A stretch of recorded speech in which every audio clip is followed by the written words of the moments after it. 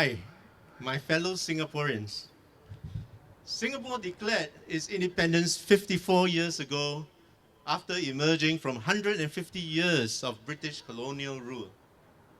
The early citizens declared that the new nation will be established on the principle of democracy, accountability, transparency, with the rights and interests of Singaporeans guaranteed and protected.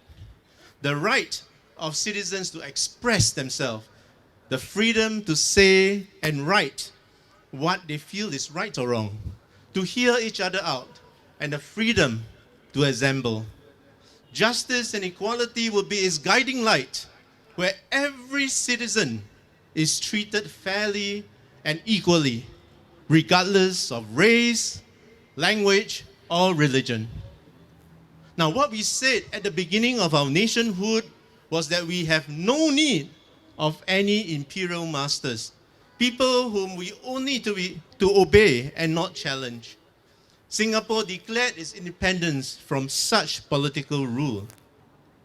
The new nation and its citizens stood together and declared self-determination of its present and its future. The PAP won over the nation with such a promise. The founding citizens, many who were our parents, grandparents, or even our grandparents, had such hopes. They had such dreams. This vision pulled Singapore together. Everyone put in their efforts to build that society democracy promised. Now, what happened 2 generations later? After half a century of government by a single party, monopolizing every aspect of Singaporean lives, have we achieved a mature democracy? Or are we still a baby? Do we see more transparency and accountability from the government? Do we see progressive political space? Or do we see more fear and insecurity? Do we see the Singapore citizens at the heart of our policies? Are the people happy with life in Singapore? Let's look at one case in point now. The government wants to increase GST by 2%. Why?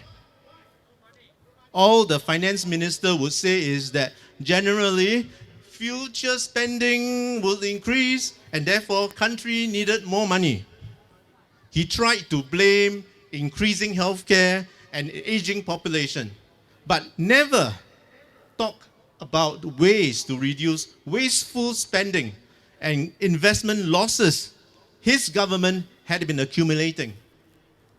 This government has been so focused on squeezing out every cent from anything it touched and has a proud record of eye-popping surpluses to show for it. And it still wants to increase the regressive GST by 2% across the board. As long as you buy anything, you have to pay the government its cut, no matter what goods or services you require. Now, why use such a blunt tool?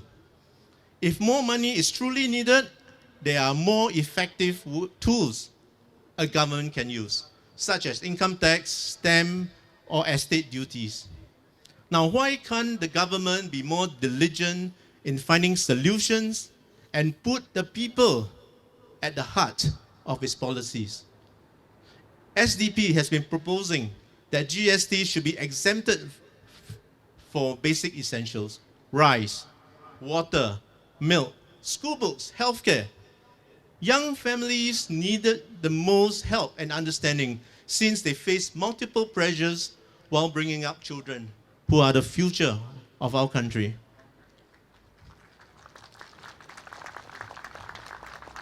As a strong society, we can play our part by allowing them to get some relief through lower GST contribution. We can definitely be more humane and compassionate to our fellow citizens who are in need.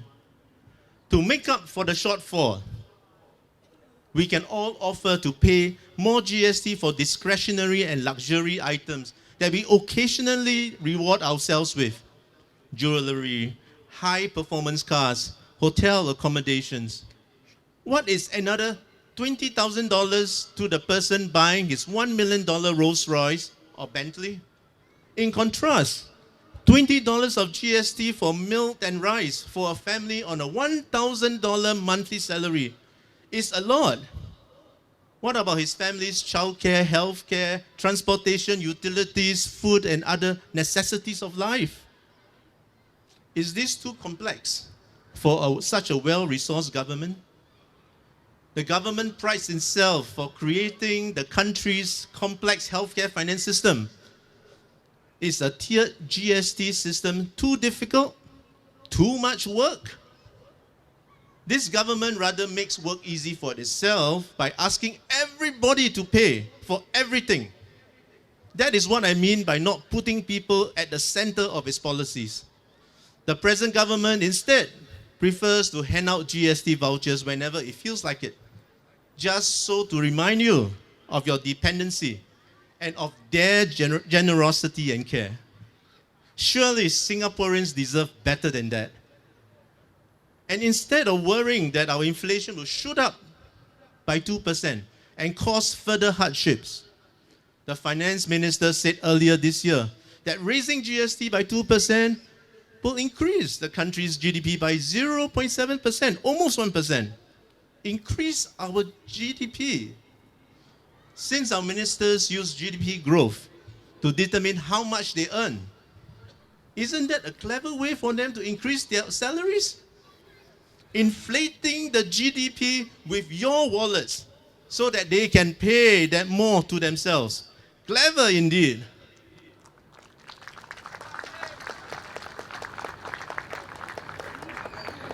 Is Singapore, a democratic country, more informed than in spirit? Have we seen more justice and equality? Are Singaporeans better cared for? Now, some may say these democratic principles are too lofty and impractical. But let me remind you that our founding fathers and mothers had realized that these democratic principles were indeed important for our nationhood and well-being. They had lived through the days of colonial masters and had determined that enough is enough. This new nation of Singapore has to be democratic, and the interests and well-being of its citizens must come first. No more superior masters of any form. The nation is to be governed by elected representatives of the people in order to serve the people. Not royalty, not noblemen or aristocrats, natural or otherwise. In Singapore, we now have an overwhelmingly dominant party in parliament with a minuscule opposition voice trying to be heard in a politically hostile environment. With the PAP government having run this country for the last 54 years, it does not readily entertain alternative policy voices. Do we hear robust debate? Or we hear only one voice, a voice which is determined to ignore the wishes of the people, like the GST issue which was talked about early this year. A total of 55 MPs rose to speak on the GST issue, but nothing is going to change. Do you think this government cares?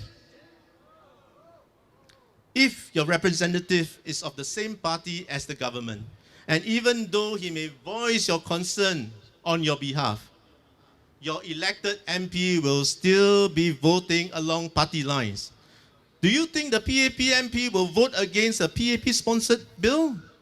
You need more alternative voice in Parliament so that your concerns can be heard, bills robustly rebated, and ministries asked to account for bad decisions. PAP MPs cannot prevent uncaring bills from becoming laws because they cannot vote against their bosses. Let SDP speak up for you. Let SDP vote for you when SDP is in Parliament. Help us to help you. After 5 decades of single-party rule, are our democratic values stronger or has it degenerated? Although democracy is the best political system, it is not natural in human society. It requires a lot of effort to keep it going. Left alone, it will degenerate to autocracy and totalitarian rule, where the strongest will dictate the will of the many in a community. Democracy is about having a voice in how we create our society, form our values, and align our priorities. Democracy is about making sure everyone in society has a fair chance and opportunities to better themselves. Democracy is about improving not only ourselves, but everyone in society. Everyone, for the many, and not just the privileged few.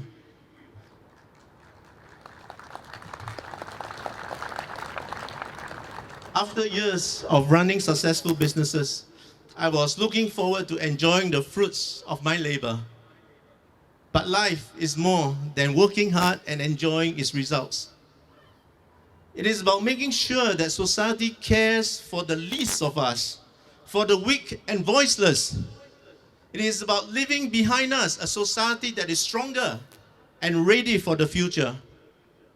And that is why I have decided to step up and contribute towards the progress of democracy. And that is why I have decided to take this opportunity to speak up before our nation degenerates and deteriorates into something my grandparents had not expected.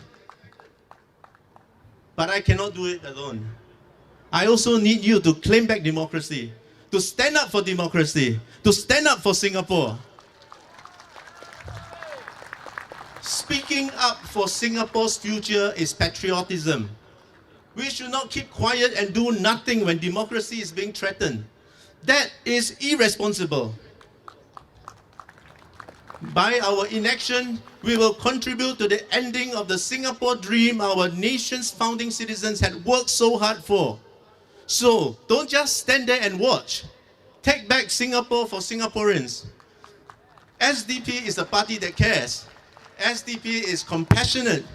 SDP is competent and constructive. Come alongside the SDP. Support the SDP. Do your part. Spread the word now. Thank you.